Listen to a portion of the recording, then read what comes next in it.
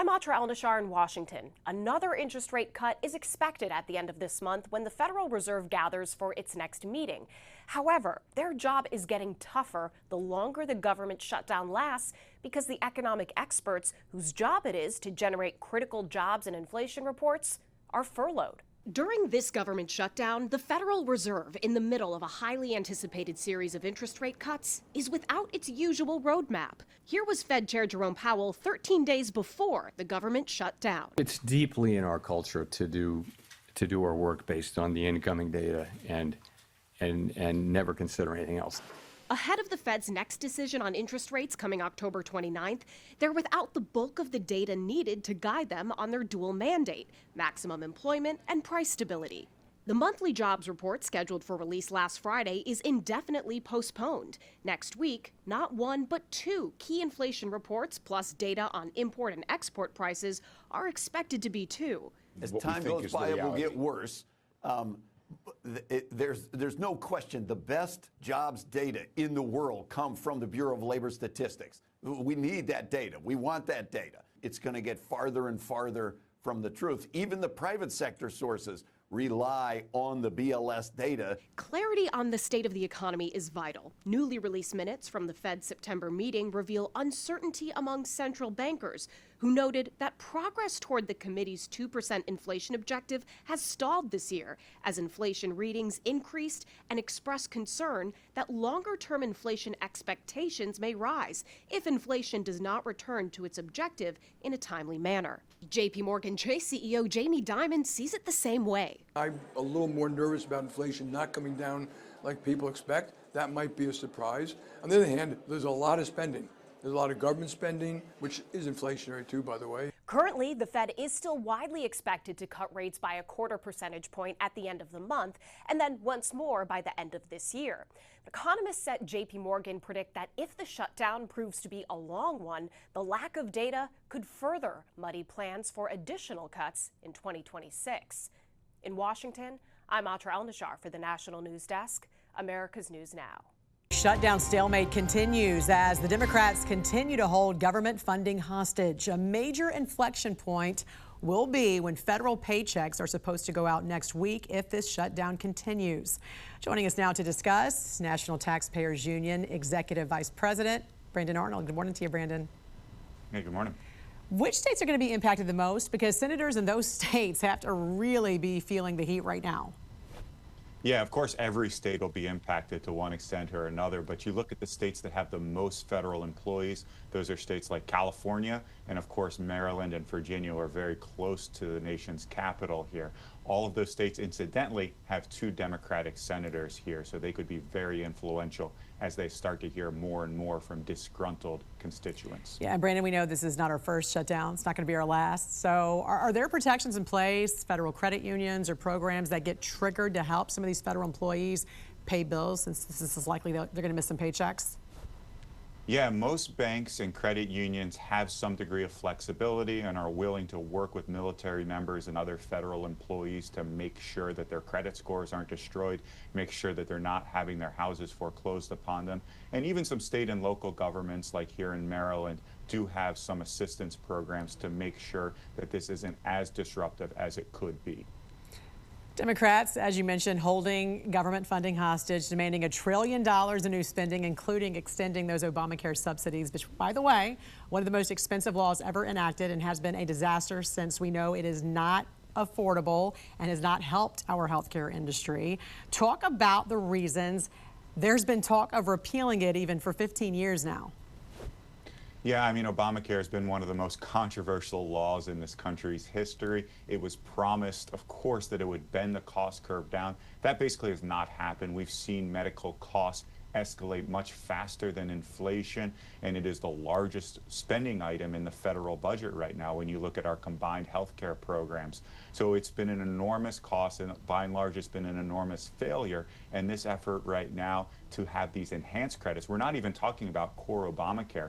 What we're fighting about in Congress right now are supersized Obamacare tax credits that were supposed to only exist for the pandemic, but have continued and now Democrats want to make them permanent. Right.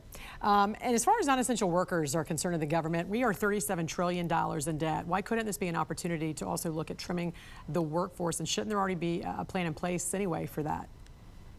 There should be, and I think DOJ started that work. But there's no question that we have a lot of waste in the federal government. We have a lot of excess employees that are spending more time checking their fantasy football scores and their social media feeds than they are serving the nation's public. That's not to denigrate all federal employees. There's plenty out there doing a phenomenal job. But yeah, this is an opportunity where we need to trim the fat, trim away some of that excess and make the government leaner and more efficient. National Taxpayers Union Executive Vice President Brandon Arnold, thanks for joining us. Thanks, Jen. Wednesday marks day 8 of the federal government shutdown, and Congress is no closer to reaching an agreement to fund the government. Effects of the shutdown are starting to hit airports across the country as air traffic controller shortages trigger mass delays. On the 8th day of the government shutdown, the Senate failed for the 6th time to pass a short-term budget. The impasse leaves federal workers without pay. It's believed to be behind an uptick in sick calls from air traffic controllers, who are already in short supply, often expected to work 10-hour days, 6 days a week. Air traffic controllers are going to go to their primary job, but then they'll start having to take up a second job to ensure they have a steady stream of income. Next week, air traffic controllers will receive their last partial paycheck until the government reopens. Working during the shutdown as an air traffic controller is made even more stressful by the fact that about 2,000 of their support staff are furloughed, burdening their already strained resources. Unfortunately, this is the system that we have, critically understaffed with unreliable equipment. So understaffed at some facilities that it doesn't take more than a couple sick calls to stifle the entire operation. When there is a slowdown, a delay, or disruption in one part of the country, then there is a ripple effect, and it's going to affect the entire country. CEO of the Flight Safety Foundation, Dr. Hassan Shahidi, expects delays to get worse heading into this weekend and next week. I really hope that we don't get this dragging on into the holidays. That would be a disaster. And this shutdown? We've been here before. Ground stops and mass delays along the East Coast in 2019 helped pressure Congress and then President Trump to end the longest ever government shutdown of almost 35 full days, during which federal workers missed 2 paychecks. That's not the case this time around, at least not yet. Neither party is budging. We're all here because President Trump has not come to the negotiating table. This shutdown is nothing more than political cover for Chuck Schumer and the Democrats. Senate Republican leadership plans to keep holding votes on the same short-term budget that's failed 6 times until Democrats change their minds. But there's no sign of that or any real negotiations between the parties. On Capitol Hill, I'm Atra El-Nashar. But I wanted to talk to them about what impact this shutdown has on their lives, on their ability to do their jobs. And so these air traffic controllers, they're critical infrastructure. They're critical to the operation of the federal government. So they're required to show up for work. And when they come to work, I want them to think about the departures and arrivals of airplanes. I want to make sure they keep Americans safe and airplanes safe. But what the consistent message was from these controllers was they're not just now thinking about the airspace and the jobs they have to do in these towers or TRACONs or centers across the country. They're thinking about, am I going to get a paycheck? And their paychecks should come a week from tomorrow. And so now what they think about as they're controlling our airspace is, how am I going to pay my mortgage? How do I make my car payment? I have a couple kids at home. How do I put food on the table? I'm working 6 days a week. Do I have to take a second job and drive Uber when I'm already exhausted from doing a job that's already stressful, to think about how I can make extra money because the government may not provide me a paycheck?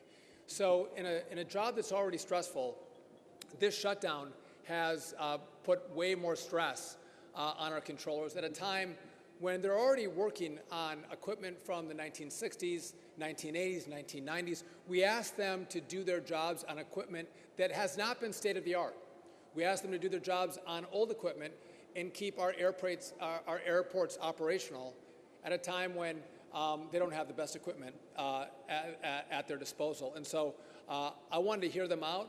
I wanted to hear their concerns and make sure that that those who shut the government down, I want to make sure that Chuck Schumer and Hakeem Jeffries know that this is not consequence-free.